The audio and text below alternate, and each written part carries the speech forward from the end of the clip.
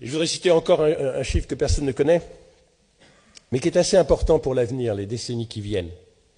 Il y a un petit continent qui est au sud de l'Europe, où on voit surtout les gens arriver des côtes libyennes sur des bateaux.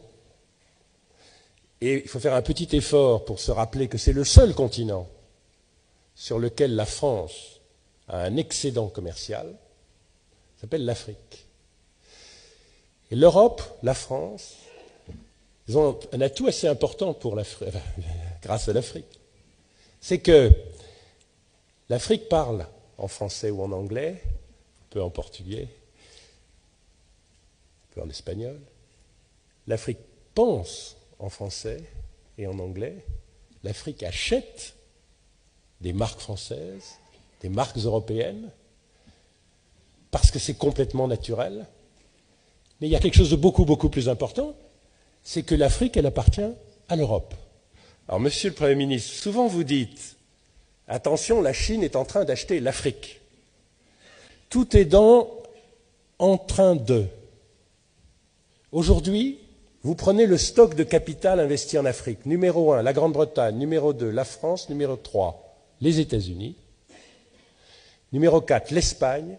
Numéro 5, le Portugal. Numéro 6, la Grèce, puisque dans la représentation diabolique de la Grèce, on a perdu en tête que la Grèce est très importante en Afrique du Sud, très importante en Afrique de l'Est, très importante en Australie, les premiers armateurs du monde, etc.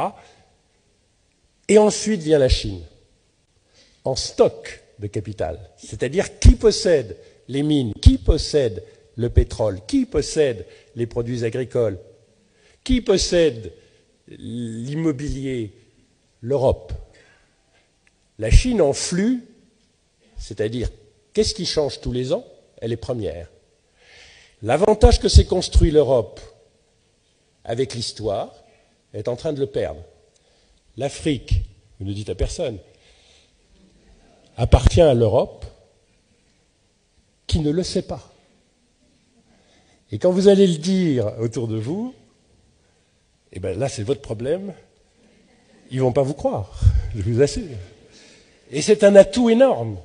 Elle n'appartient pas encore à la Chine, elle n'appartient pas encore à l'Inde, elle n'appartient pas encore au Brésil, et chose un tout petit peu plus préoccupante, elle n'appartient toujours pas aux Africains. Mais les Français ont un don comme personne, et le président de la République en particulier. D'ailleurs, objectivement, tous les présidents de la République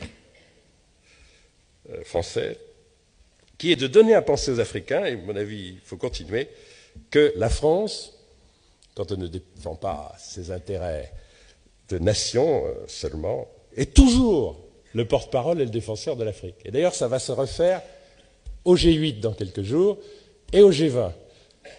Jouez de ça, simplement parce qu'ils sont 2 milliards et parce qu'aujourd'hui déjà, il y a beaucoup plus d'Africains qui parlent français que de Français. Et je fais l'hypothèse que 100% des Français parlent français. Ne nous y trompons pas.